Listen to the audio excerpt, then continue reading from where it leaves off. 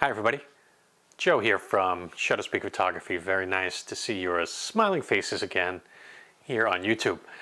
So if you're the proud owner of a Nikon Z camera, and I'm betting you are if you're watching this video, you have a really great autofocusing system. You have face detection, you have eye detection, and you have subject tracking.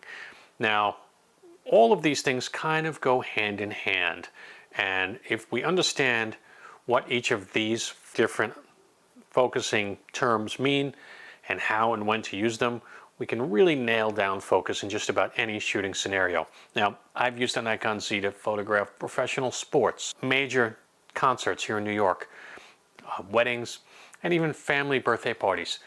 And getting focus nailed down right is just a matter of understanding when do I use subject tracking, when do I rely on the camera to do face and eye detection on its own, and what do I do when I need to switch from a scenario where the camera has locked onto a face and there's another face and that's the one that I really want, but I can't get to that face.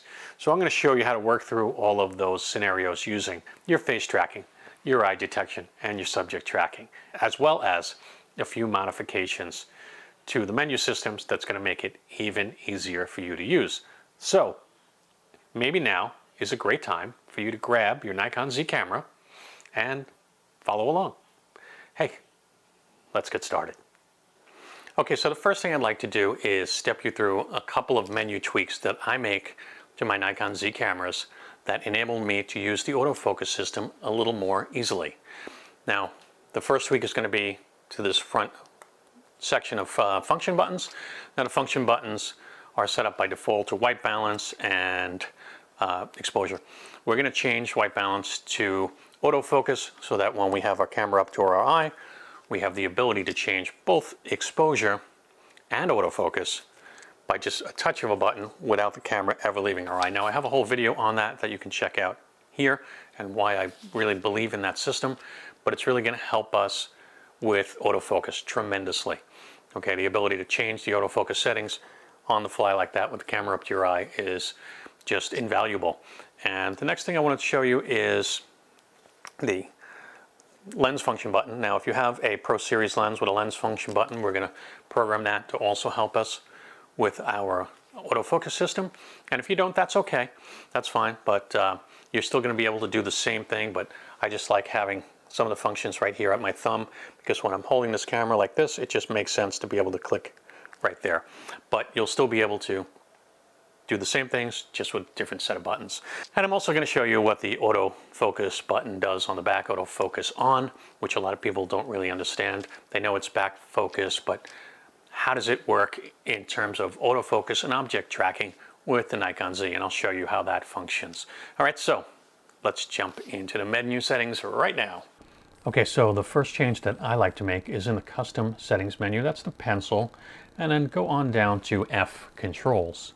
Once you're at controls, click onto controls and then go to F2, custom controls. Now, you'll see that I have the function 1 button, which is that button in the front to the right. If you're looking from the back of your camera forward, so the right side of your lens at the top, that is set to metering, which may be your default as well. And now I have set the function 2 button to focus mode / AF area mode. Now, this is going to allow me to control the type of focus that the camera is using by pushing that bottom front button. So if you don't have it set, just click on that and then you'll scroll through this menu here until you find focus mode / AF mode. Just hit OK, and your camera will then be programmed to that mode once you exit out of the menu system. And the other important change that I make is to that function button that's on the side of your lens. So the lens function button number 1, there's 1 and 2. We use number 1 for this because it's on 2 of the 3 main lenses. It's on your 14 to 24, your 24 to 70, and your 70 to 200. This lens button is on all 3 of those. We click into that and we're going to select subject tracking. And what that's going to do for you is it's going to put the option to turn on and off subject tracking at your thumb. And this is going to maximize our ability to always get the shot, which is kind of the most important aspect of any focusing system, is to always be able to get the shot. Okay, so let's take a look at now how these changes affect us.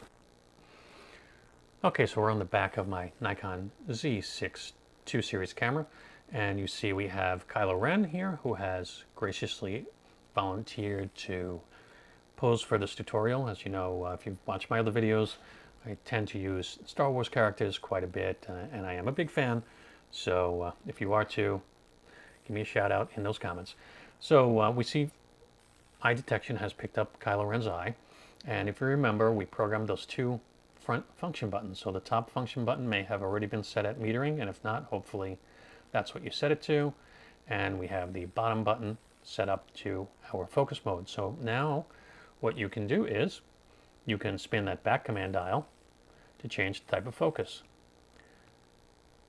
And you can change the focus type using the front command dial. So we can go into pet detection, we can go into spot, we can go into weighted, wide, large with face detection, right? Area, and then area with face. Okay, so that's great. And if you didn't have, if you don't have a Z6 II, okay, you may be in this mode area right now with face detection, and that's fine. I'm going to leave my 2 on this mode because that's what's appropriate for this camera. So let's say, for example, we didn't want to focus on Kylo Ren's eye. Maybe the subject was the Vader mask. We could change the focus mode, of course, and maybe use a single focus point or something like that, but we have object detection. So that's going to be a better way of doing that. And if you recall, we programmed object detection to the side lens function button. So now what we have to do is hit that side button, and you'll see a box comes up, and then we use the dial that's alongside the OK button on the back of your camera to move it to where we want. Once we have it in the right spot, just hit OK, and now we are locked onto that area, and that's just a great way of utilizing object tracking. Now, if we want to go back to Kylo Ren's face, all we need to do is hit that subject tracking button again, and there we are. We're right back in face tracking, and that works fantastic. Okay, and if you don't have a lens that has that side button, maybe consider programming a button on the back of your camera to subject tracking, because it works really well. Now, if you don't have a lens with that side lens function button, that's okay. What you would do in that case is just hit the OK button, and you'll be in that mode. Okay, now you can move over to the Vader mask, hit OK again, and you'll see that now we are in object tracking mode. But now here's the catch. If you hit OK again to bump out, you're going to be back in object tracking mode. Okay, so let's go back to our Vader mask, and there it is. So to exit out of object tracking and back to face tracking, you need to hit the magnifying glass minus at the bottom of your screen. I'm sorry, at the bottom of the back of your camera, but it's indicated on the bottom of your screen. You see it there indicated. It's showing the word exit, and it's telling you press magnifying glass minus to exit out. And once you do, you're right back in that face tracking mode. And so that's how that works. And by just knowing how these buttons work, that's going to make all the difference in your success in terms of using object tracking and face tracking. But let's say we just wanted to temporarily track an object. Now we can do that also by, again, just hitting that OK button, move the box to what we want to track, and now we can press the AF on button on the back of the camera and hold it. Once we hold it down, you'll see that we are temporarily tracking that object for as long as we hold it. Okay, once we let go, we're back to our selection point, and we can move it to another point, okay, and track that point by hitting OK and pressing and holding that autofocus button, and you'll see now we are tracking that point. Okay, if we wanted to track the face, we can do that as well. Hit OK, and it locks onto the face. Okay, now the other way of doing this is we can half press the shutter button, and you'll see the camera will focus on the face, but it'll stay locked on as long as we are in that mode. Okay, so using the AF on button is a temporary way of tracking and focusing without having to press that OK button if it's something that you just need for a brief second. Okay, so again, we go to the mask, we hit AF on, hold it, and we're tracking it for as long as we're holding the AF on button. As soon as we let go, we're back to the selector point. Now if you put this on the face here, and we have pressed the shutter without saying okay. We'll do the same exact thing as using the AF on button on the back of the camera. As soon as we let go, we're back in object selection. Now again, if we hit the magnifying glass minus button, right back to face detection mode. Now let's say we wanted to focus on the other eye. Same thing, using that circle with the OK in the center. So what if we had two people in the scene? Well, now you see that there is both a left and right arrow on the eye of our Ray character, right? So if we move to the left, that's going to change to the other eye. If we move to the right, it's going to change to the right eye. And if we move to the right again, you're going to see how it's going to jump over to Kylo Ren. And then we can move to the right again and move to that other eye. So that's how that system is going to work for you if there's two faces in the scene. And it does give you the ability to move back and forth very easily. Okay, so now I've brought the aperture all the way down to f2.8. So what happens in a scenario where the face of the Ray character is so out of focus that there is no way the camera even recognizes it as a face? So we can change the eye on Kylo Ren, but you see we no longer have the option to switch over to Ray because she's just too out of focus. So the best way to handle this is to go into your subject tracking mode, move up to the face, click OK, focus, and then hit subject tracking again if you're using the lens function button, or use the magnifying minus sign, and that will get you into your auto eye focus again, your face detection. And you see now we can move back and forth, and Kylo Ren is in enough focus in the background there that we can still move over to him and focus on him. Okay, so that's how we would handle that scenario.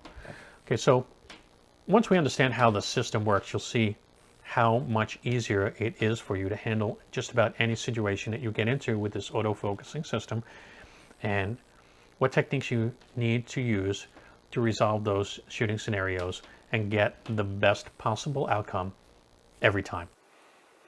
So I hope you found that video helpful. If you did, please help me out by hitting the like button and hit the subscribe button and ring the bell so you get notified of future updates to this channel. That, beyond anything, would help me out the most, and most of all, it's free. So I appreciate you doing that, and I thank you for it. Hey, until I see you next time, have a great day, YouTube. Bye-bye.